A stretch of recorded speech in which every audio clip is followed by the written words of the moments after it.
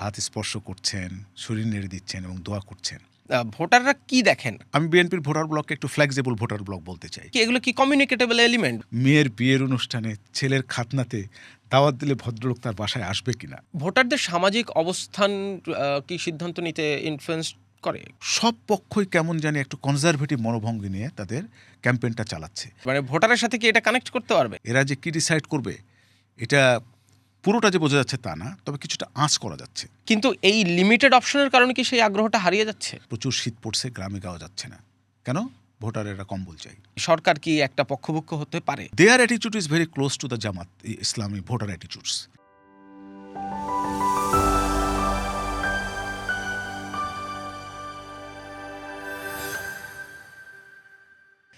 দরজায় কড়া নাড়ছে নির্বাচন। ফেব্রুয়ারির 12 তারিখ, আর হাতে খুব বেশি সময় নেই। নির্বাচনী প্রচারণাও শুরু হয়ে গেছে। 12 ফেব্রুয়ারি ভোট গ্রহণ, ত্রয়োদশ জাতীয় সংসদ নির্বাচনের।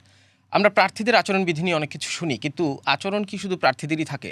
ভোটারদেরও নিশ্চয়ই এক ধরনের আচরণ বিধি না থাকলেও এক ধরনের আচরণ থাকে, এবং সেই আচরণ দিয়ে নির্ধারিত হয় কিভাবে তিনি কাকে ভোট দেবেন, তিনি কারো দ্বারা প্রভাবিত হচ্ছেন কি হচ্ছেন না, কিংবা নৈর্ব্যক্তিকভাবে কি তারা সিদ্ধান্ত গ্রহণ করতে পারেন। এই সব কিছু নির্ভর করে ভোটার্স বিহেভিয়ারের উপর। আমরা সেই বিষয়ে একটু আলাপ করতে চাই। আমাদের আজকের পডকাস্ট কথা চলুকে আমরা আমন্ত্রণ জানিয়েছি। এই ভোটিং বিহেভিয়ার নিয়ে নানান ধরনের কাজ করেছেন শিক্ষক এবং যোগাযোগ বিশেষজ্ঞ, রাজনৈতিক পর্যবেক্ষকও বটে, জনাব খান রবিউল আলম। খান রবিউল আলম, আপনাকে আমন্ত্রণ জানাচ্ছি কথা চলুক। Thank you.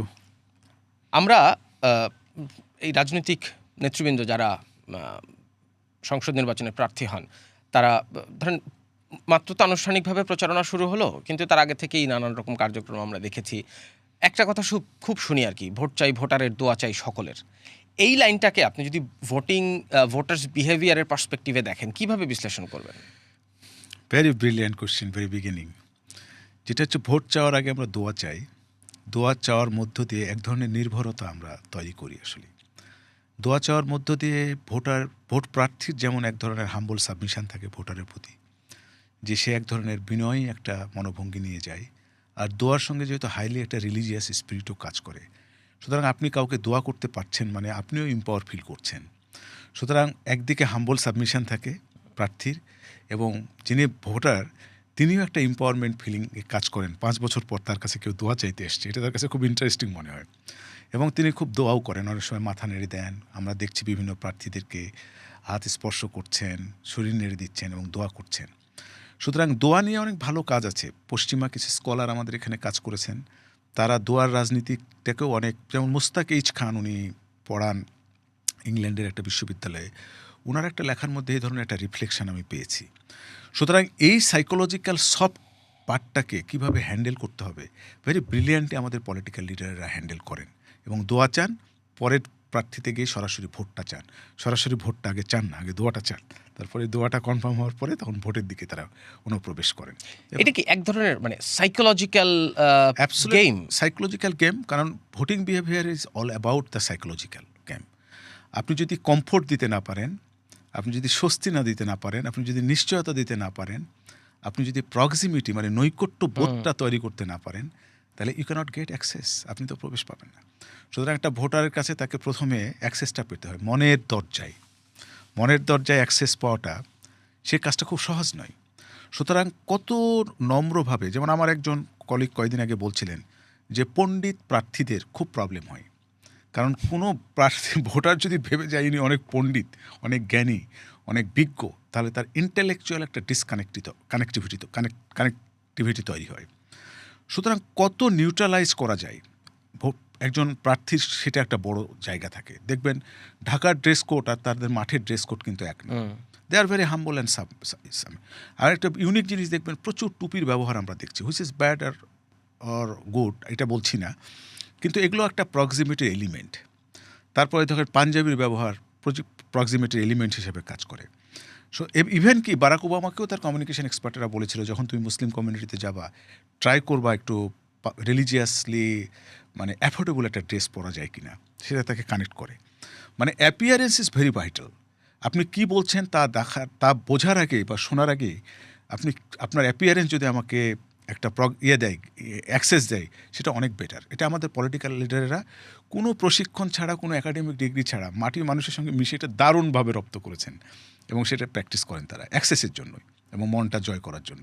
মানে এটা তো ভোটারের সাথে এক ধরনের কানেক্টিভিটি ফিল করানোর জন্য, কিন্তু এইটাই কি শুধুমাত্র একমাত্র ফ্যাক্টর? মানে ভোটাররা, আমরা তো এটা প্রার্থীর আচরণ নিয়ে কথা বললাম, কিন্তু মূলত যেটা আপনার সাথে আলোচনা করতে চাই সেটা হচ্ছে ভোটার্স বিহেভিয়ার।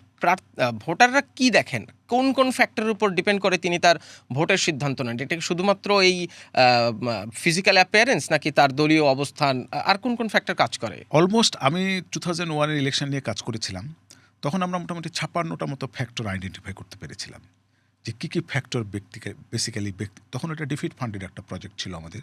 আমি তখন ইউনিভার্সিটিতে পড়তাম। কমিউনিকেশন অ্যাঙ্গেল থেকে আমরা সেটা দেখার চেষ্টা করেছিলাম যে একজন ভোটার যে ডিসিশনটা নিচ্ছেন, সে ডিসিশনকে ইনফর্ম চয়েসের ক্ষেত্রে অথবা ইরেশনাল চয়েসের ক্ষেত্রেও যদি হয়ে থাকে, কী জিনিস তাকে ইনফ্লুয়েন্স করে। এটা $1 মিলিয়ন কোশ্চেন, এত মিস্টিরিয়াস এবং একটা গ্রে এরিয়া। এটাকে খুব সুনির্দিষ্টভাবে, মানে আমি যেখানে খুব ক্লিয়ার কিছু বলে দিতে পারবো, এটা বলাটা খুব কঠিন। কারণ এটা কনটেক্সট অনুযায়ী ভ্যারি করে, সিচুয়েশান অনুযায়ী ভ্যারি করে।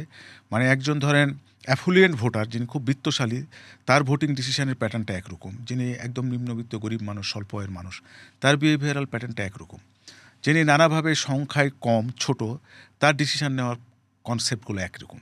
সুতরাং আপনি যদি সেগ্রিগেশন করেন, তাহলে ভোটারের যে প্রোফাইল, একটা ইন্ডিভিজুয়ালের ভোটারের প্রোফাইল, সে প্রোফাইল থেকেই তার নির্দেশকগুলো বের হয়ে আসে যে কী জিনিসগুলো। যেমন আমি খুব সহজ করে যদি বলি, এরাল্ড এগেলসন রুট কাজ করেছেন, এটা 1992 ক্যামব্রিজ থেকে প্রকাশিত হয়েছে বইটা। সে বইটা হচ্ছে ট্রায়াস্ট উইথ দ্য ডেস্টিনি, মানে কপালের সঙ্গে লড়াই, ডেমোক্রেসি প্রশ্নে বাংলাদেশের কাজ। এরিক কাজ করেছে, উনি অস্ট্রো বিশ্ববিদ্যালয়ের অধ্যাপক, একটা গ্রামের ডেমোক্রেসি নিয়ে কাজ করেছে।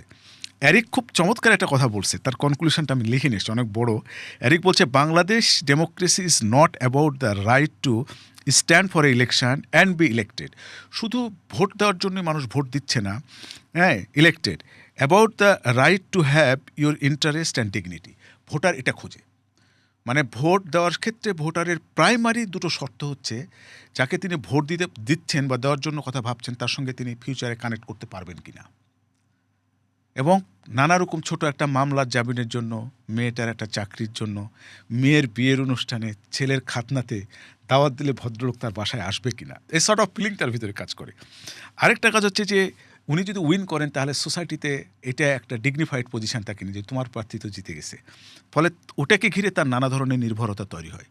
সুতরাং যে পয়েন্টটা আমি বলতে চাচ্ছি, যে মানুষ power proximity feeling is very vital indicator. মানে যে কোনো মানুষ একটা প্রার্থী নির্বাচনের ক্ষেত্রে এটা খুব চিন্তা করে যে আমি তার ক্ষমতা যদি সে চায়, তাহলে ক্ষমতার সঙ্গে আমি ছোটোখাটো একটা মিনি পার্টনারশিপ তৈরি করতে পারি কিনা, আমার একটা স্মল লেভেলেরও পার্টনারশিপ হলে থাকতে পারে কিনা। এটা করে, কারণ এখানে বেসিক্যালি আমাদের সিস্টেমটা অপারেট করে না। ফলে একটা গভীর নলকূপের ম্যানেজার হওয়ার জন্য এমপির ডিও লাগে তাকে।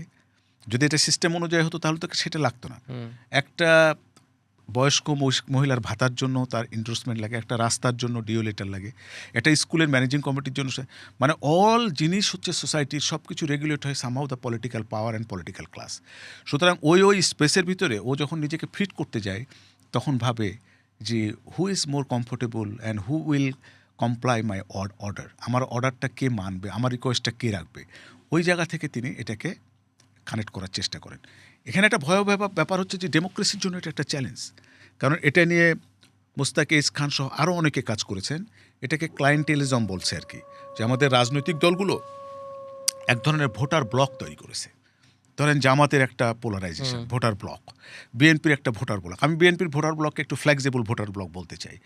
এবং behaviour of the voter of the Awami League, যদিও তারা নিষিদ্ধ, তাদের কার্যক্রম নিষিদ্ধ, their attitude is very close to the Jamaat Islami voter attitudes. এবং অন্য পলিটিক্যাল পার্টিগুলো ঠিক বিভিন্ন ধরনের ডাইনামিক্স কাজ করে। এর ভিতরে একটা ছোট অংশ, যেটা আমরা বলি যে ফ্ল্যাকচুয়েট ভোটার, যারা ফ্লোটিং ভোটার্স, এই সংখ্যাটা আমাদের সোসাইটিতে গ্র্যাজুয়ালি কমে আসছে। আচ্ছা, গ্র্যাজুয়ালি কমে আসছে এই কারণেই যে ক্ষমতায় না থাকলে বা ক্ষমতার কাছাকাছি না থাকলে সামান্যতমভাবেই সোসাইটিতে যে এক্সিস্ট করা যায় না, অনেক চ্যালেঞ্জ হার্ডাল ফেস করতে হয়, সেটা বোঝা যায়। খুব ছোট একটা উদাহরণ দিই, তারেক জিয়ার জনসভায় আসছিলেন আমার এলাকার কিছু লোকজন। তা আমরা এত শীতের ভিতরে তোমরা আসছো কেন? তা আমাকে বললেন যে আপনি পাগল হতে পারেন। আমরা তো পাগল না। আমরা যদি আশেপাশে দিয়ে কোনো একটা বড় নেতাকে দেখতে পাই, আমরা একটা ছবি তুলব এবং এটা আমরা এলাকায় গিয়ে দেখাবো। এবং এই যে মানে নেতা তার সঙ্গে কথা বললো কিনা সেটা প্রশ্ন না, everybody want to document his political activities every moment. একটা গ্রামের মানুষ এই পলিটিক্যাল মানে পারফরমেন্সটাকে ডকুমেন্ট করতে চায় এখন, সাংঘাতিক একটা ব্যাপার। এটা সোশ্যাল মিডিয়ার কারণে ঘটনাটা ঘটে গেল।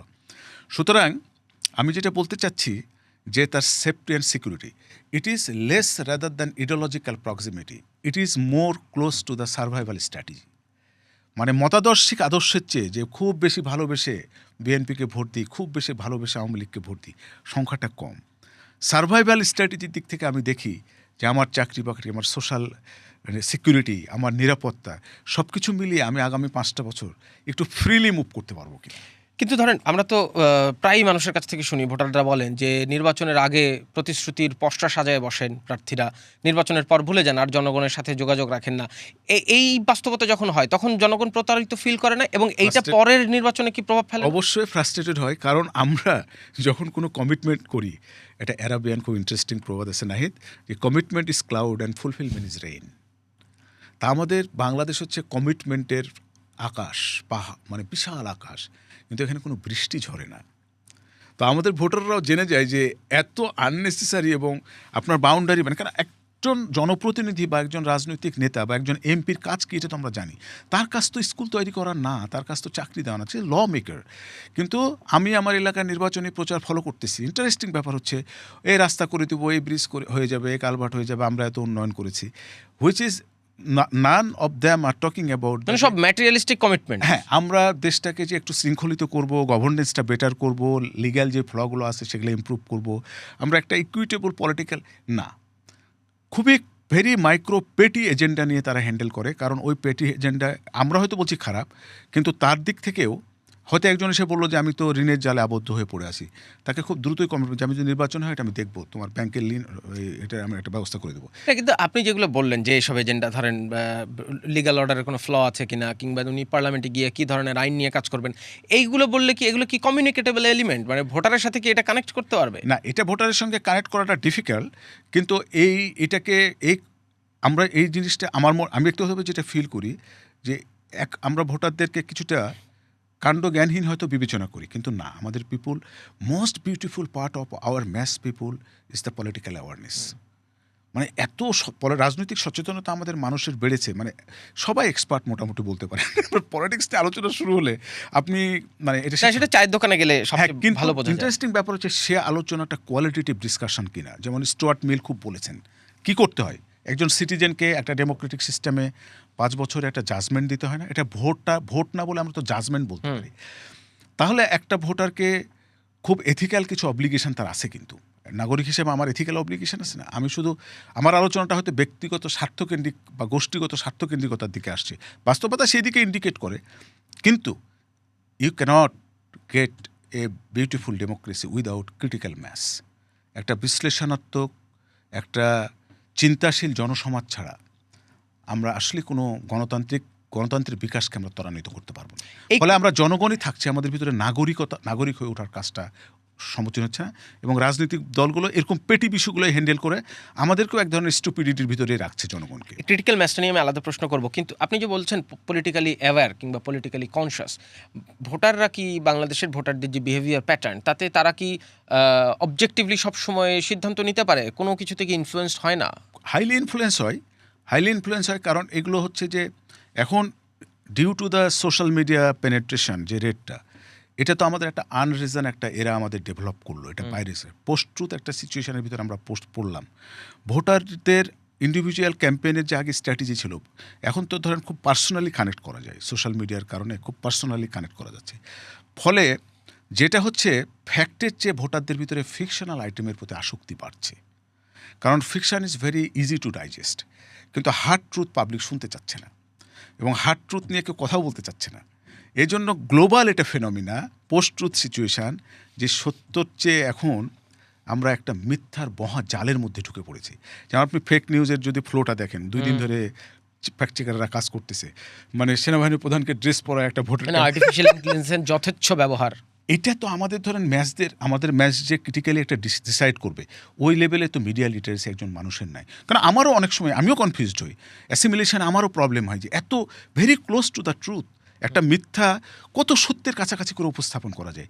এরকম একটা পরিস্থিতিতে একজন সিটিজেনের পক্ষে আসলে খুব অবজেক্টিভ একটা ডিসিশন নেওয়াটা একটা বড় চ্যালেঞ্জের জায়গা তৈরি করছে আমার কাছে মনে হয়। কিন্তু একটা ভালো ডেমোক্রেসির জন্য এই ভালো সিদ্ধান্ত নেওয়াটা কি জরুরি না?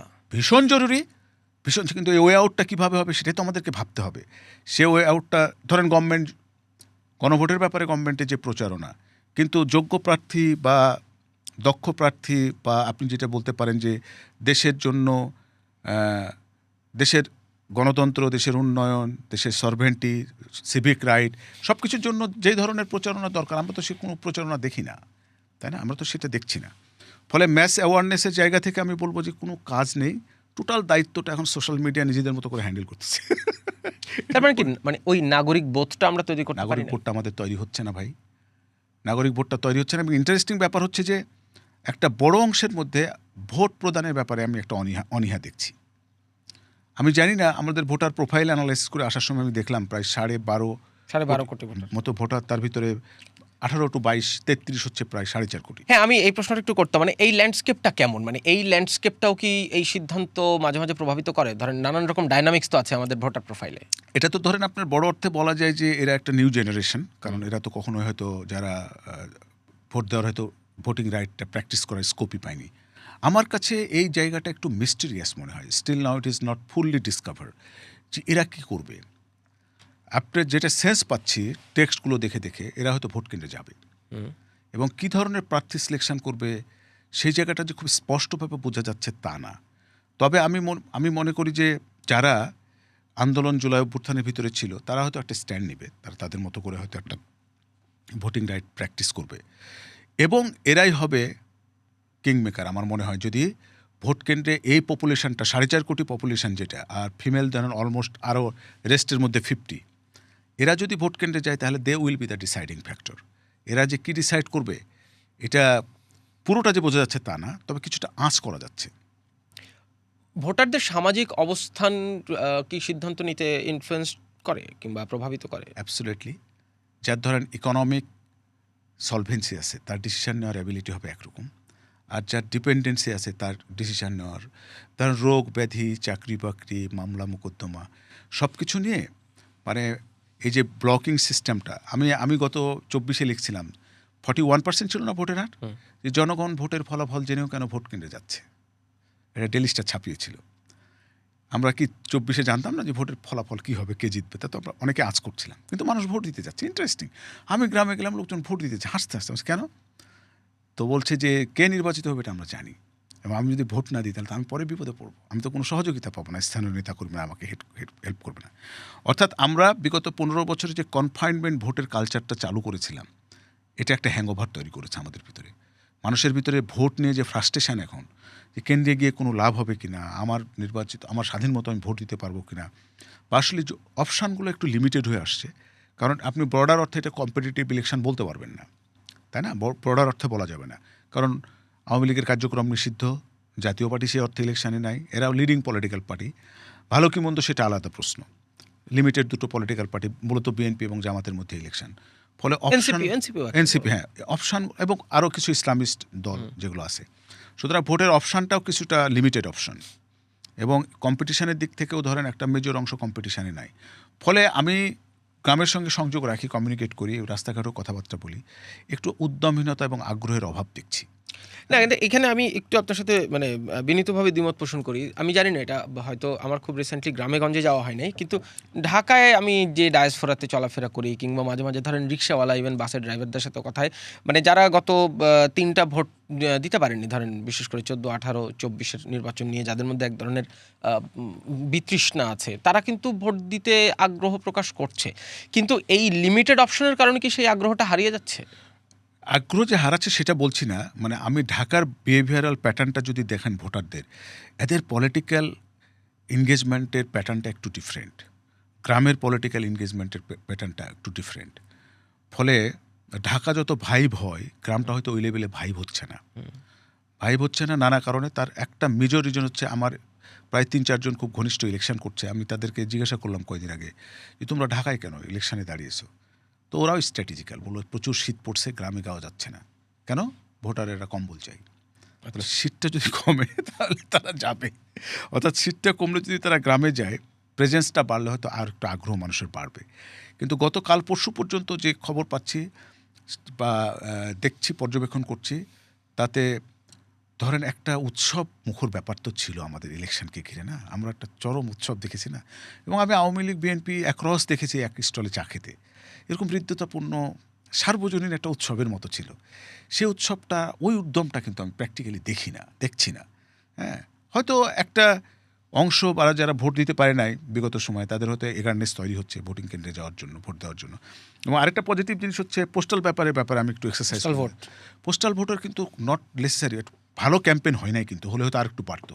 সর্বশেষ প্রায় 15 লক্ষর উপরে পোস্টাল ভোটের ইনভেস্টমেন্ট হয়েছে, রেজিস্টার করেছে। এটা একটা গুড সাইন। আবার পোস্টাল ভোটের ব্যালট নিয়েও তো নানান রকম ঝামেলা হচ্ছে, কথা হচ্ছে, কিন্তু এটা তো আমাদের নতুন সিস্টেম, হয়তো আমাদের কিছু আবার মানুষের আগ্রহ দেখা গেছে। হ্যাঁ, মানুষের আগ্রহ দেখা যাচ্ছে। এক একটা নির্বাচন, এক একটা জেলাতে আমি দেখলাম কালকে 64টা চেক করে 16-17 হাজার পর্যন্ত লোক করেছে, এই রেজিস্ট্রেশন করেছে দেশের বাইরে থেকে। It's a positive sign. তা আমরা চাই যে মোর ক্রেডেবল এবং ওপেন ইলেকশন, কম্পিটিটিভ ইলেকশন হয়, যদি আমরা অ্যারেঞ্জ করতে পারি, সেফটি এবং সিকিউরিটিটা যদি ইনশিওর করতে পারি, সত্যি সত্যি মানুষ যদি নিজের মতো করে সিদ্ধান্ত নিতে পারে, তাহলে হয়তো সেটা খুব মিনিংফুল হবে। কিন্তু সেই জায়গাটা আমরা এখন স্পেসটা তৈরি করতে পারি নাই। আমরা জুলাই গণঅভ্যুত্থানের আগে একটা দীর্ঘ সময় যে রাজনৈতিক বিভাজন তৈরি করে রাখতে দেখেছিলাম, জুলাই গণঅভ্যুত্থানের পরে আমরা দেখলাম যে সেই রাজনৈতিক বিভাজন আছেই, হয়তো দল পরিবর্তন হয়েছে কিন্তু বিভাজনটা তৈরি হয়েছে। আগে জামায়াত এবং বিএনপি একসাথে আওয়ামী লীগের বিরুদ্ধে আন্দোলন করতে, এখন জামায়াত বিএনপিকে মনে হচ্ছে কার্যত তারা রাইভাল। এই যে রাজনৈতিক বিভাজনের অস্তিত্ব আগের মতোই থাকছে, এইটা কি ভোটারদের ভোট দিতে যাওয়ার অনাগ্রহের একটা কারণ বলে মনে হয় আপনার কাছে? ভোটাররা তো ধরেন, পার্টিকুলারলি যদি বলেন, রাজনৈতিক সংঘাত বা টেনশন যত বাড়বে, আমি মানে সংঘাতের কথা আমি বলবো না, কিন্তু পলিটিক্যাল ডিবেট যত বাড়বে, ভোটের নিশ্চয়তাটা তত বাড়বে।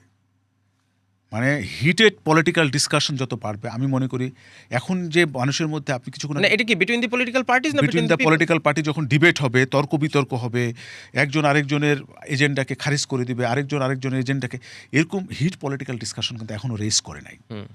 এটা যতক্ষণ এই যে অনিশ্চয়তা, এই যে আনসার্টেনটি কিছুটা ফিল করতেছে মানুষ, এই অ্যাবসেন্সটার কারণেই ফিল করছে মূলত। কারণ সব পক্ষই কেমন জানি একটু কনজারভেটিভ মনোভঙ্গি নিয়ে তাদের ক্যাম্পেইনটা চালাচ্ছে। এবং যে ধরেন নাহিদকে রবিউল একটা কনস্টিটিউন্সি দাঁড়িয়েছে, একদম ধুয়ে ফেলছে, বা আমি নাহিদকে ধুয়ে, এরকম কালচার আগেগুলো তো আমরা কিন্তু খুব পরিষ্কারভাবে দেখেছি, পার্টিকুলারলি 91, 96, 2001 এবং ইভেনকে 8-এও অনেকটা এরকম ছিল। এবার কিন্তু পুরো ক্যাম্পেইনের ভিতরে না এক ধরনের অ্যারেঞ্জ এবং ম্যানেজ একটা, এখন পর্যন্ত যেটা দেখতেছি আমি, এই জিনিসটা কিন্তু আমি একটু অ্যাবসেন্স দেখতেছি। আমি ওটাই পর্যবেক্ষণ করছি যে কখন আলোচনাটা জমে আসে। আলোচনাটা না জমে ওঠা পর্যন্ত আমার কাছে মনে হয় যে বিশেষ কোনো আয়োজন এর ভিতরে আছে কিনা, এইটা নিয়ে আমার কিন্তু একটু ডাউট খাচ্ছে আমি বারবার। এই একই ডাউট কি জনগণও করে? আমি তো জনগণকে পুরোটাই বলতে পারবো না, কারণ ওই অথরিটি আমার নাই। তবে কার্যকর ভায়াব্রেন্ট ক্যাম্পেইন যতক্ষণ পর্যন্ত ট্রিগার না হচ্ছে, ততক্ষণ পর্যন্ত এটা আপনি এই স্মোকি ওয়েদারটা আপনি সরাতে পারবেন না। কিন্তু সেই কার্যকর ভাইব্রেন্ট প্রচারণার জন্য যে আইন শৃঙ্খলা পরিস্থিতি দরকার, সেটা কি আছে?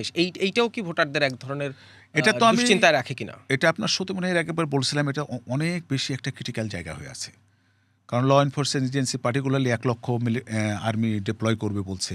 কিন্তু আমি মনে করি স্কুলের শিক্ষক যারা প্রিজাইডিং অফিসার, পুলিং অফিসার হিসেবে, এবং গভর্নমেন্ট অন্যান্য ডিপার্টমেন্টে, তাদের একটা সিগনিফিক্যান্ট রোল থাকে। সেকেন্ড পয়েন্ট হচ্ছে, পুলিশকে আমরা এখনও পুরোটা যে ফাংশনাল করতে পারছি, এটা আমি মনে করি না ব্যক্তিগতভাবে। পুলিশের অনেক গুরুত্বপূর্ণ রোল থাকে। ফলে আমি একটা মানে একটা অনিশ্চয়তা, একটা একটা একটা কনফ্লিক্টের একটা সেন্স গেস করি। উইদাউট স্ট্রং অ্যাডমিনিস্ট্রেটিভ অ্যারেঞ্জমেন্ট, আপনি কিন্তু ভোটের মতো একটা ক্রিটিক্যাল জিনিসকে কিন্তু খুব সহজে হ্যান্ডেল করতে পারবেন না। 70-এর নির্বাচনে যিনি পর্যবেক্ষণ করেছিলেন, একজন পাকিস্তানি সেনাবাহিনী অফিসার, ঊর্ধ্বতন কর্মকর্তা, ওনার একটা বায়োগ্রাফি আসছে, উনি সৈয়দপুরে দায়িত্ব ছিলেন। তো উনি একটা কথা বলছিলেন যে voting is not only the issue, counting matter. আমার কাছে এটা এক্সট্রিমলি গুরুত্বপূর্ণ মনে হয়েছে। 4টার পরে আপনি কতটুকু ম্যানেজ করতে পারবেন, জিনিসগুলোকে ঠিকঠাক মতো ব্যালট বাক্সগুলো পচাতে পারবেন কিনা, প্রপারলি কাউন্ট করতে পারবেন কিনা। হয়তো লোকজন গেল, ভোট দিল, কিন্তু voting is not only the issue, counting matter. সেটা আমরা কত স্মুথলি করতে পারবো, আই এম নট শিওর। ওই যে আপনি যে ল্যান্ডস্কেপের কথা জিজ্ঞেস করছিলাম, বাংলাদেশের ভোটারদের মধ্যে ধরেন নানান রকম ডাইভার্সিফাইড ল্যান্ডস্কেপ আছে। আমার নারী পুরুষের ডাইনামিক্স যেমন আছে, এর মধ্যে বয়সের ডাইনামিক্স আছে। তরুণ ভোটারদের কথা বলছিলেন, তারা খুব গুরুত্বপূর্ণ। এথনিক বিভিন্ন কমিউনিটি আছে। এই ডাইভার্সিফাইড ল্যান্ডস্কেপগুলো, এই প্যারাডাইমগুলো কিংবা ডাইনামিক্সগুলো, তারা কিভাবে সিদ্ধান্ত নেওয়ার ইন্ডিকেটরগুলো চেঞ্জ করে? আমি বলবো যে স্পেশালি রিলিজিয়াস মাইনরিটি, ধরেন এই শব্দটা ব্যবহার করার সমীচীন হবে কিনা, যেমন Hindu community, they are shaky, they are very shaky and scare. যে তারা পরিস্থিতি, অনেকের সঙ্গে কথা হয়, আলাপ করি, দেখি তারা এখনও পরিস্থিতি পর্যবেক্ষণ করছে। তারা ভোট কেন্দ্রে যাবে কি যাবে না, এই ডিসিশনটা অনেকের ক্ষেত্রে দেখছি যে একটা আনসার্টেনটির ভিতরে আছে। আরেকটা ধরেন আমাদের একটা জিওগ্রাফিক্যালি যদি ধরেন, আমাদের সিএসটি একটা বড় জায়গা, তাই না? আমার উত্তরবঙ্গ হচ্ছে সাঁওতাল অধ্যুষিত একটা অনেক বড় জায়গা। ফলে আমরা মাইনরিটি ভোটার বা সংখ্যায় কম ভোটারদের সেফটি অ্যান্ড সিকিউরিটি নিয়ে গভর্নমেন্টের আমি কোনো স্টেটমেন্ট দেখি না, গভর্নমেন্টের কোনো পদক্ষেপ দেখি না। গভর্নমেন্ট গ্রসের ওপরে আছে, তাই না? কিন্তু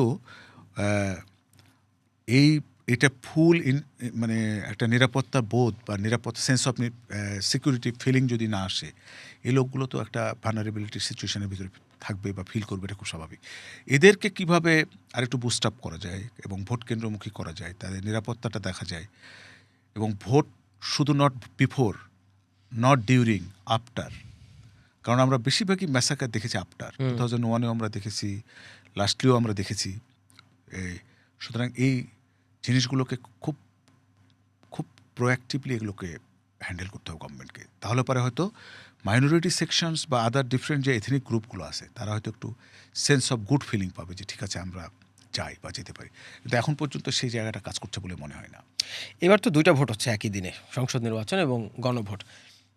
গণভোটের জন্য সরকার হ্যাঁ ভোটের পক্ষে প্রচারণা চালাচ্ছে। এইটি নিয়ে অনেকে প্রশ্ন তুলছেন, যদিও আমার যদ্দূর পড়াশোনা, আইনগত কোনো বাধা নাই, সেটা পরিষ্কারভাবে ব্যাখ্যা দিয়েছে সরকারও। কিন্তু এইটা নৈতিক ভিত্তি নিয়ে প্রশ্ন তুলছেন যে সরকার কি একটা পক্ষভুক্ত হতে পারে, কিংবা এই সরকার যদি এজেন্ডা হিসেবে হ্যাঁ ভোটের পক্ষেও থাকে, না ভোটের পক্ষে যদি কেউ থাকে, তারা কি প্রচারণাটা চালাতে পারছেন? এই যে নৈতিক ভিত্তির যে টানাপোড়েন, সেই জায়গায় এখনকার কি বাস্তবতা দেখেন? খুব ভালো হতো যেহেতু পলিটিক্যাল পার্টিগুলো একটা কনসেনসাসে এসে একটা সনদে সিগনেচার করেছে। এনসিপি তো সনদে সিগনেচার করেনি। আচ্ছা, তাহলে যেহেতু যারা কিন্তু ইন্টারেস্টিং ব্যাপারে, এনসিপি আবার হায়ের পক্ষে ক্যাম্পেইন করতেছে, তাহলে ওখানে সিগনেচার না করলেও তারা এসে বলছে এটা। পলিটিক্যাল পার্টিগুলো যদি এই ক্যাম্পেইনটাকে ওন করতো, এবং গভর্নমেন্ট যেহেতু সেক্রেটারিয়াল সাপোর্ট দিয়েছিল ওই সময়, যেহেতু গভর্নমেন্টের সঙ্গে ফ্রিকুয়েন্টলি তাদের মিটিং হচ্ছে, আমরা দেখছি সালাউদ্দিন সাহেবের সঙ্গে মিটিং করতেছেন, জামাতের আমির সাহেবের সঙ্গে মিটিং করছেন, গভর্নমেন্ট কেন নিজে টেক ওভার করছে জিনিসটা, এই জিনিসটা আমার কাছে খুব বেশি স্পষ্ট না, নাম্বার 1। নাম্বার 2 হচ্ছে গভর্নমেন্ট যেহেতু আন্দোলনের উৎসজাত একটি সন্তান, তাই না? গণ আন্দোলন থেকে তো গভর্নমেন্ট, ওখানে যেহেতু স্পিরিটটা ছিল, সুতরাং গভর্নমেন্ট যদি প্রচারের পক্ষে অবস্থান নেয়, এর ভিতরে আমি আন্দোলন ঔরসজাত যেহেতু গভর্নমেন্ট, আমি নৈতিক দিক থেকে আমি খুব বেশি ফ্ল দেখি না। কিন্তু হ্যাঁ, না ভোট যেই সিকোয়েন্সটা তৈরি হচ্ছে, না ভোটের পক্ষে কোনো কথা বলার মতো পরিবেশ থাকছে না। কারণ কালকে একজন উপদেষ্টা বলেছেন যে না ভোটের পক্ষে যারা কথা বলবে তারা they will be equated with the, মানে কী বলে, ফ্যাসিস্ট। তো আরেকজন খুব প্রমিনেন্ট একজন সাহিত্যিক কমেন্টস করেছে, তাহলে না ভোটের অপশানটা রাখাটাই তো ফ্যাসিস্ট আচরণ হয়েছে, ওটা তো তুলে দিলেই হতো আর কি। যাই হোক, এটা নিয়ে মানে গণভোটের প্রশ্নটা এবং প্রশ্নের ধরনগুলো সব কিছু মিলে তো আপনারা ওয়াচ করছেন, আমরাও করছি, এটা শেষ পর্যন্ত কী দাঁড়াবে আমি ঠিক জানি না। এটা এই মানে অনেকে বলেন ধরেন 84টা সংস্কার, তার মধ্যে 46 কি 47টা হচ্ছে এতে সংবিধান সম্পর্কিত। বলা হলো এটি নিয়ে 270 দিন আলোচনা করবেন সংসদে যারা সাংবিধানিক কাউন্সিল পরিষদ হবে। যদি তারা না করতে পারেন তাহলে সেটি স্বয়ংক্রিয়ভাবে সংবিধানে যুক্ত হবে। স্বয়ংক্রিয়ভাবে যদি যুক্তই হয়, তাহলে আলোচনাটা কি করবেন তারা? এটা তো কঠিন একটা জায়গা, এটা খুব, এই নিয়ে তো আমাদের সংবিধান বিশেষজ্ঞরা তো নানাভাবে কথা বলছেন। স্বয়ংক্রিয়র স্কোপটা কোথায়? হ্যাঁ, এটা মনে হয় লিগ্যাল এক্সপার্টদেরকে ছেড়ে দেওয়াটাই বেটার হবে। এটা খুব জটিল একটা কমপ্লেক্স একটা জায়গা। না, কিন্তু ভোটারদের উপর এই কনফিউশন একটা প্রভাব ফেলছে না? মানে ধরেন ভোটাররা এই যে 4টা প্রশ্নের সবশেষ প্রশ্ন হচ্ছে জুলাই সনদ নিয়ে। আগের 3টা প্রশ্ন তো আসলে জুলাই সনদের মধ্যেই আছে, তাহলে এই 4টা প্রশ্ন আলাদাই বা কেন? আর কোনো প্রশ্ন যদি আমার না হয় আর কোনো প্রশ্ন যদি হ্যাঁ হয়, ভোটাররা তখন কোন দিকে যাবেন? এই ভোটার বিহেভিয়ার্স প্যাটার্ন যদি বিশ্লেষণ করেন, তাহলে এইখানে কিভাবে সিদ্ধান্ত নেবেন? খুবই সিগনিফিক্যান্ট একটা যে জায়গাটা আছে, আপনি ভোটারদের লিটারেসিটা যদি আপনি বিবেচনা করেন, এই প্রশ্নগুলো পড়ার জন্য আপনি কি কোনো প্রিটেস্টিং করেছেন? একটা সেন্টারে একজন বয়স্ক ষাটোর্ধ্ব মহিলা, তার যে ভিজিবিলিটি অ্যাবিলিটি হয়তো অনেকে চোখেই ঠিক মতো দেখে না, এগুলো কীভাবে এগুলো হ্যান্ডেল করা হবে, তাই না? এটা একটা ডিফিকাল্ট জায়গা না? মানে ভোটার লিটারেসি যদি কনসিডার করেন, তাহলে প্রশ্ন পড়ে উত্তর দেওয়াটা ইটস এ হিউজ চ্যালেঞ্জ আমার কাছে মনে হয়। এবং 4টা প্রশ্ন পরে একটা উত্তর। একটা, এবং এই প্রশ্নগুলো পড়া এবং টাইম কনজিউমিং। একটা সেন্টারের যে ভোটার, আমরা তো নর্মালি তো 4টার পরে কি লাইনে কিউয়ে থাকলে আমরা অ্যালাউ করি, 5:30 6টা পর্যন্ত অনেক জায়গায় ভোট হয় কারণে। তারপরে আপনার 2টো ব্যালট, এই অ্যাডজাস্টমেন্টটা কীভাবে গভর্নমেন্ট চিন্তা করেছে আই এম নট শিওর, কিন্তু এটা খুব স্মুথ হবে বলে মনে হয় না আমার কাছে। মানে গণভোটের পক্ষে প্রশ্নপত্রে রেসপন্স করা, আবার প্রার্থী সিলেকশনের জন্য ভোট দেওয়া, 2টো ব্যালট, তাই তো? দুটো হ্যান্ডেল করা হয়তো এডুকেটেড আরবান ভোটারদের জন্য কোনো চ্যালেঞ্জ না, কিন্তু এই কোটা 64টা জেলা মিলেই তো আর বাংলাদেশ না। অসংখ্য গ্রামগঞ্জ, অসংখ্য সাধারণ মানুষ, তারা তো বেসিক্যালি প্রার্থীকে ভোট দিতে আসছে। গণভোটটা হয়তো কতটুকু কনসেপচুয়ালি তারা কম্প্রিহেন্ড করছে, এটা আই এম নট শিওর। ওটা পেলেই তখন হয়তো দেখা যাচ্ছে আরেক ধরনের কনফিউশন তৈরি হবে যে এটা আবার কী দিচ্ছ আমার হাতে। কিন্তু এটা এড়াতে পারবেন না। কিন্তু ধরেন যারা যাবে তারা তো হ্যাঁ অথবা না কোনো একটা দিবে। মানে তাহলে এই যে আপনি সংসদ সদস্য নির্বাচন করার জন্য যে প্রার্থীর বিহেভিয়ার প্যাটার্ন, সেই পার্সপেক্টিভ থেকে এই জায়গায় কিভাবে কাজ করবে তার সাইকোলজি? বিহেভিয়ারটা যখন আপনি শেপ করতে চান, without substantial education you cannot shape any behaviour. এবং মানুষ ইনফর্ম হলেই যে সেটা তার বিহেভিয়ারে ট্রান্সফার হবে এমন কোনো কথা নেই। মানুষ অনেক কিছু জানে, যেমন আমরা ধূমপান স্বাস্থ্যের জন্য ক্ষতিকর, ট্যাগে দেখছি না ফ্রিকুয়েন্টলি, এবং আমরা তো সিগারেট খাচ্ছি, এবং আমরা তো জানছি যে ধূমপান, এটা কমিউনিকেশন একটা থিওরি আছে, কগনিটিভ ডিজনেন্স। মানে আমরা অনেক কিছুই জানি, কিন্তু সক্রেটিস বলেছিলেন যে মানুষ বলে যে জেনে ভুল করি, ইটস রং। আসলে জানার ভিতরে একটা গ্যাপ থাকে। সুতরাং সংস্কারের মতো একটা সিরিয়াস মেগা ইস্যুকে শুধু একটা ডিসিশান যে আসবে ওয়েল কনভিন্স হওয়া ছাড়া, দায়িত্ব নিয়ে যদি একটা পূরণ করতে, তাকে জিনিসটা বুঝতে হবে। আপনি সনদের একটা লম্বা, তার তো কোনো প্রেজেন্স নাই, অ্যানেক্সান নাই, কিচ্ছু নাই। সনদ বাস্তবায়নের যে ক্লজগুলো আছে, এখানে 4টা প্রশ্ন আপনি পিক করেছেন, তাই না? তাহলে এটা তো একটা অস্পষ্ট কনসেপচুয়ালি, মানে নট কোয়াইট থরো একটা এলিমেন্ট, কিন্তু আমাকে জাজমেন্ট দিতে হচ্ছে। যারা বুঝবে তারা দিবে, যারা হয়তো বুঝবে না তারা হয়তো অ্যাভয়েড করবে, কোনো অংশ হয়তো রেসপন্সই করবে না, এরকম ঘটনা হয়তো ঘটবে। হ্যাঁ, আমি বলছি না যে কেউ দিবে না, কারণ অনেকেই যাদের পলিটিক্যাল অ্যাওয়ারনেস হাই, যারা এটা হাইলি মোটিভেটেড, তারা এটাতে হয়তো রেসপন্স করবে, কিন্তু যাদের পলিটিক্যাল এডুকেশন পোর বা মডারেট লেভেলের, তাদের জন্য ডিফিকাল্ট হবে। এবং I cannot put anything, I cannot offer something which is very difficult to understand. এটা নৈতিকভাবেও খুব ডিফিকাল্ট। আমি বুঝি না এমন একটা জিনিস আপনি আমাকে ধরাই দিচ্ছেন। মানে এটা কিন্তু আমার কাছে মনে হয় খুব, অ্যাজ এ সিটিজেন হিসেবে আমি একটু একটা হার শব্দই ব্যবহার করে আমি একটু অফেন্ডেড ফিল করবো, যে আমি তো জিনিসটা বুঝি না। আমি তো রেসপন্স করতে হলে আমাকে এটা বুঝতে হবে। আমরা একটা ইন্টারেস্টিং ঘটনা বলি যে চাঁপাইনবাবগঞ্জের বেড়াবনকুল একটা গ্রাম আছে, 90% লোক 2000-এর দিকে জানতো যে আর্সেনিকযুক্ত পানি খেলে আর্সেনিক রোগ হয়, কিন্তু এটা জেনেও তারা আর্সেনিকযুক্ত পানি খেত, কারণ পিওর পানি আনতে তাদের 5 কিলোমিটার দূরে যেতে হবে। সুতরাং awareness is not only the issue, education is not only the issue, এটাকে ইমপ্লিমেন্ট করার জন্য সাবস্টেন্সিয়াল আদার্স অ্যারেঞ্জমেন্টগুলো থাকতে হবে, নাহলে এটা আপনি সম্ভব না, এটা ডিফিকাল্ট না। মানে অ্যাওয়ারনেস হয়ে গেল আর এটা ট্রান্সলেট হয়ে গেল বিহেভিয়ার, এটা হয় না। তাহলে সেই ক্রিটিক্যাল ম্যাচটা আমরা তৈরি করতে পারলাম না কেন? কিংবা ক্রিটিক্যাল ম্যাচ তৈরি করার জন্য যা দরকার, বাংলাদেশের অন্তর্বর্তীকালীন সরকার একটা নির্দিষ্ট সময়ের জন্য এসেছে, তার কথা নাই বলি, কিন্তু রাজনৈতিক দলগুলো গত 54 বছর এটা নিয়ে ভেবেছে কিংবা এখনও ভাবার কোনো লক্ষণ দেখেন? আমি তো ধরেন ডেমোক্রেটিক, আপনি যদি যেটা বলেন যে জনগণকে নাগরিক করে তোলার জন্য মানুষের মধ্যে যে ম্যাস অ্যাওয়ারনেসটা দরকার, এডুকেশনটা দরকার বলে, সেটা একটা দারুণ ঘাটতি আমি দেখি। এবং আমরা পলিটিক্যাল লিডাররাও একটা দয়া দাক্ষিণ্যের রাজনীতি আমরা করি।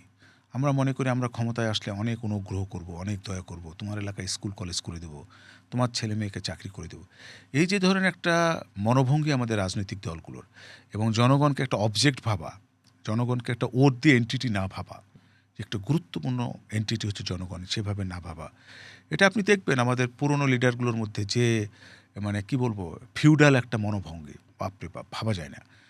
অ্যাক্সেস পাওয়া খুব টাফ হয়ে যায়। ভোটের আগে তারা খুব সাবমিসিভ থাকে, কিন্তু ভোটের পরে দেখবেন যে অনেক দূরে চলে যায় জনগণ থেকে। সুতরাং এই সিস্টেমটা টোটালটা পলিটিক্যাল একটা বড় ধরনের পলিটিক্যাল কালচারের এক ধরনের সীমাবদ্ধতা। তাহলে শুধুমাত্র ক্রিটিক্যাল ম্যাসের তো অভাব না, আপনি যা বলছেন তাতে তো ক্রিটিক্যাল পলিটিক্যাল লিডারেরও অভাব। দুটোই, কারণ আপনার একটা দেশের রাজনৈতিক সংস্কৃতি যদি বিকশিত না হয় তাহলে তো অন্যগুলোর, আমি তো মনে করি this is the very basic and root element. একটা সিস্টেম দাঁড় করানো, মানুষগুলোকে ওইভাবে প্রস্তুত করা, তাকে রেশনালাইজ করা, ভালো মন্দ বাছবিচারের অ্যাবিলিটি তার মধ্যে ডেভেলপ করে দেওয়া, এই কাজটা তো ধরেন পলিটিক্যাল পার্টিগুলোরই তো মেজর রোল। কিন্তু আমরা কি সেভাবে জানাচ্ছি? দেখেন না, আপনি নির্বাচনে অর্থ বিনিয়োগের হারটাই দেখেন। আপনি যিনি 50 বা 1 কোটি টাকা খরচ করে নির্বাচনে আসতে চাচ্ছেন, এত ভলেন্টারিজম স্পিরিট তার ভিতর কোথায় থেকে আসছে? এটা মৌলিক প্রশ্ন না? এত ভলেন্টারিজম স্পিরিট কোথায় থেকে আসছে? এই সোর্স অফ মানিটা কি? আপনি এই ইলেকশনটাই দেখেন, একটা ইন্টারিম গভর্নমেন্টের এত চিল্লাচিল্লি, এত কথা বলা, এত সংস্কারের পরও আপনি প্রোফাইলগুলো দেখেন এবং তাদের এক্সপেন্ডিচার নেচারগুলো আপনি দেখেন, এটা কি রিজনেবল? আমি তো সংস্কারের জন্য প্রশ্নপত্র ছেড়ে দিছি, তার আগে আমি যা দেখতেছি এটা তো ভয়ঙ্কর। এবং পলিটিক্যাল পার্টিগুলোর চয়েসগুলো দেখেন, ভেরি ফানি। আমি জন্মের পর থেকে আমার এলাকায় যে এমপিকে দিয়েছি আবার ওই এমপি নমিনেশন পেয়েছে, আমার বয়স 52 বছর। কী চেঞ্জ দেখছি আমরা? তা আমরা এটা ডিজায়ার করছি না, তো এটা কে করবে? জনগণ করবে। এটা তো তোমরা কনসেনসাসে আসছো যে একটা new leadership, new dream, new hope, new expectation, কিচ্ছু বিশেষ কোনো পরিবর্তন আমি দেখছি না। আমি একটা শেষ প্রশ্ন করব। আমি গত এক সপ্তাহে যতজন এই কথা চলুক সত্যি যতজন পলিটিক্যাল লিডার এবং এক্সপার্টদের সাথে কথা বলেছি, সবাইকে একটা প্রশ্ন করেছিলাম যে মানুষের মধ্যে এক ধরনের, সবাই অন্তর্বর্তীকালীন সরকার নিশ্চয়তা দিয়ে যাচ্ছে সঠিক সময়ে নির্বাচন হওয়ার, মানুষও চায়, কিন্তু একটা সংখ্যা সবার মধ্যেই আমি দেখেছি যে নির্বাচন কি আদৌ হবে। আপনি যদি একাডেমিক্যালি বলেন, মানে কোন কোন ফ্যাক্টর দিয়ে মানুষ ভাবে যে আদৌ কি নির্বাচনটা ঠিকঠাক হবে 12ই ফেব্রুয়ারি? এর আগে আপনাকে রেসপন্স করলাম যে ক্যাম্পেইনের নেচারটা কিছুটা ডিটারমিন করবে, যে ভায়াব্রেন্ট একটা পলিটিক্যাল ডিসকাশন রেটরিকটা ক্রিয়েট হচ্ছে কিনা, এটা একটা বড় ফ্যাক্টর। অ্যাডমিনিস্ট্রেটিভ যে অ্যারেঞ্জমেন্ট, তার ইম্পার্শিয়ালিটি একটা অনেক বড় ফ্যাক্টর। এবং এই ইম্পার্শিয়ালিটিটা, কারণ এখন এমন একটা জায়গায় চলে আসছে সব কিছু প্রযুক্তির কারণে, we all are under the surveillance, সবাই সবার কিছু সার্ভিলেন্স করতে পারছে, দেখতে পাচ্ছে, সেটা একটা অনেক বড় ফ্যাক্টর। আরেকটা হচ্ছে যে ইন্টারনাল পলিটিক্যাল পার্টিগুলো কেউ নির্বাচনে হেরে যাওয়ার জন্য ইলেকশনে আসে নাই। The very basic thing, the everybody want to win. এবং এই যে আমি উইন করতে চাই, এবং ইন্টারেস্টিং ব্যাপার হচ্ছে ইলেকশনের আগেই আমি উইন করতে চাই, অর্থাৎ আমি অনেকগুলো সার্টেনটি চাই, নিশ্চয়তা চাই। এবং এই যে আনরিজন বিহেভ, এবং ইন্টারেস্টিং ব্যাপার হচ্ছে আমাদের যে ত্রুটিপূর্ণ একটা জায়গা ছিল সেটা নির্বাচন কমিশন, সেই নির্বাচন কমিশনকে আমি মনে করি না ব্যক্তিগতভাবে এখনও ফুল ফ্লেজে স্ট্রেনদেন করতে পারছি আমরা, কারণ এই প্রতিষ্ঠানটার অনেকগুলো সীমাবদ্ধতা এবং দুর্বলতা থেকেই গেছে। এবং আগের একজন সিইসি বলেছিলেন যে গত 15 বছরে নির্বাচন কমিশন থেকে নির্বাচনটা বের হয়ে চলে গেছে, which was extremely important anecdotal. মানে কোটার নির্বাচন ব্যবস্থাটা নির্বাচন কমিশন থেকে বের হয়ে চলে গেছে। তো ওনারা তো আবার ওই নির্বাচন কমিশনের ভিতর ভরার চেষ্টা করছেন জিনিসটাকে। এই ভরার চেষ্টার জন্য যেমন তাদের সিনসিয়ারিটি অনেক বেশি ব্যাপার, সিনসিয়ারিটি থাকলেও হবে না, এফিসিয়েন্সিও থাকতে হবে এবং কোঅপারেশনও থাকতে হবে। আমি আমার মাকে অনেক ভালোবাসি, তাই বলে কি আমার মায়ের পেটটা আমি অপারেশন করতে পারি না তো, কারণ আমার সেই এফিসিয়েন্সি না, আমাকে একজন সার্জনের কাছে যেতেই হয়। ভালোবাসা is not only the ultimate thing, বা এটা না, এটা আমার প্রফেশনালি জিনিসটাকে হ্যান্ডেল করতে হবে। প্লাস হচ্ছে পলিটিক্যাল পার্টি যারা মেইন অ্যাক্টর তাদের কোলাবোরেশন, কিন্তু তারা তো প্রতি মুহূর্তে এই ধরেন নানাভাবে পিঞ্চ করা, নানাভাবে নিজেদের অবস্থানটাকে দেখা এবং নিজেদের অনিশ্চয়তার ভিতরে। এবং আমি মনে করি যে জনগণ যেটা পারসিভ করছে, অনেকের সঙ্গে কথা বলে মনে হয়, আমার কাছে মনে হয় সব কিছুর ভিতরে একটা ফিসি ফিসি ব্যাপার কেন জানি, এই ফিসি ফিসি ব্যাপারটা কাটছে না, কবে কাটবে আমি জানি না। এটা কি একটা কম্পোজিট গভর্নমেন্ট হবে, মানে একটা সব পার্টি মিলে একটা গভর্নমেন্ট হবে, নাকি বিএনপি মিলিয়ে হবে, নাকি প্রো ইসলামিক পার্টিগুলো একটা পলিটিক্যাল পার্টি ফর্ম করবে? যদি আপনি ওদের মধ্যে নেগোসিয়েশন, জোটের প্রকরণগুলো দেখেন, এগুলো ভোটিং বিহেভিয়ারকে ইনফ্লুয়েন্স করছে, ভোটাররা কনফিউশনে পড়ছে যে মাই গড কী হইতেছে, কিছু তো বুঝতেছি না। 11 দলের জোটে গেল, আবার হঠাৎ করে ইসলামী আন্দোলন বাংলাদেশ নাই। না, কিন্তু এইটা কি একদিক দিয়ে পজিটিভ না? আপনি তো ধরেন ফলাফলটা অনুমেয় রাখতে পারছেন না, কিংবা সিদ্ধান্ত আপনি আগেই জেনে থাকছেন। এতে হিউজ আনসার্টেনটি, প্যানিক তৈরি করে সোসাইটিতে, এটা খুব খুব ডিফিকাল্ট হয়। একটা আনসার্টেনটির একটা লেভেল থাকা দরকার ধরেন, এবং আনসার্টেনটি যখন ট্রিগার করতে থাকবে, মানে আমি তো ব্যক্তিগতভাবে মনে করি আমাদের 15 বছরের যে শাসন, সমকালীন যে রাজনৈতিক পরিস্থিতি, আমাদের মানুষগুলো কম বেশি সবাই আমরা এক ধরনের ট্রমার ভিতরে আছি।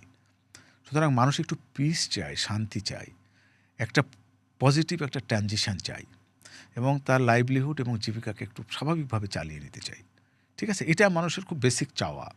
কিন্তু এর ভিতরে এতগুলো ডাইমেনশন এসে যুক্ত হচ্ছে, রিজিওনাল পলিটিক্স, অভ্যন্তরীণ রাজনীতি, সব কিছু মিলিয়ে আমরা এই যে জটিলতাটা তো কাটিয়ে উঠতে পারছি না। আমরা খুব বলিষ্ঠ নেতৃত্ব দরকার।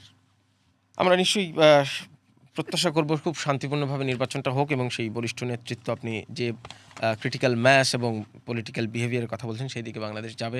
জনাব খান রবিউল আলম, আপনাকে অনেক ধন্যবাদ জানাচ্ছি আমাদের কথাচুলোকে আসার জন্য। আপনাকে অনেক অনেক ধন্যবাদ। কথা বলছিলাম যোগাযোগ বিশেষজ্ঞ এবং শিক্ষক খান রবিউল আলমের সাথে। কথা বলছিলাম তার সাথে ভোটার বিহেভিয়ার প্যাটার্ন নিয়ে এবং প্রার্থী থেকে শুরু করে ভোটারদের নানা রকম আচরণ নিয়ে। তার মতো আমরাও প্রত্যাশা করি নির্বাচনটি শান্তিপূর্ণভাবে হবে, দেশের মানুষও তাই চায়। আপনাদের সবাইকে ধন্যবাদ, সবাই সাথে থাকবেন।